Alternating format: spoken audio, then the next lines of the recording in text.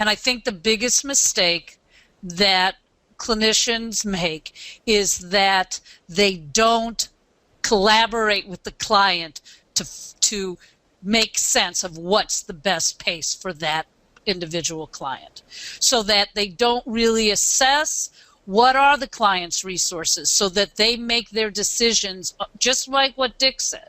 Those choices of pacing, of how fast, what interventions to use, should be based on the client's vulnerabilities and the client's resources. It shouldn't be based on solely my model or me as a therapist.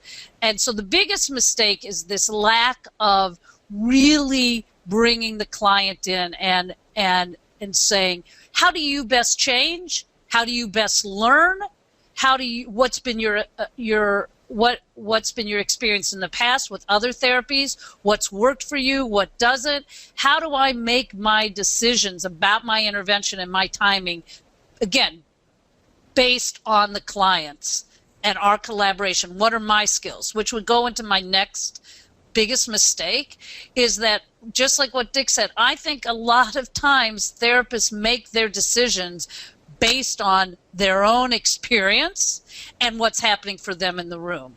And so I think that many, many times therapists become afraid. They become, I don't know what I'm doing. They go, I have this model. I must follow this exact model, what I've learned. I've learned these techniques. I've learned these skills. This is what I have to do.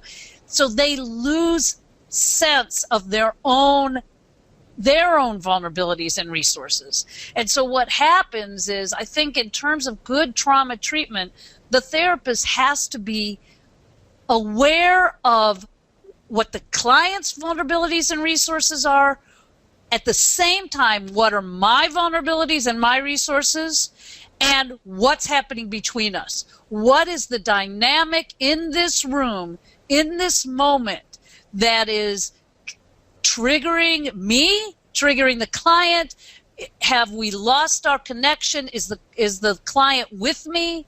So the biggest mistake is the therapist not having an awareness of their own sense of self. So do you have so all of that seems clinically wise and a bit general. Do you have a experience either as a supervisor or as a therapist, preferably a concise one, that kind of captures what you just said? It sounds like that's an important point.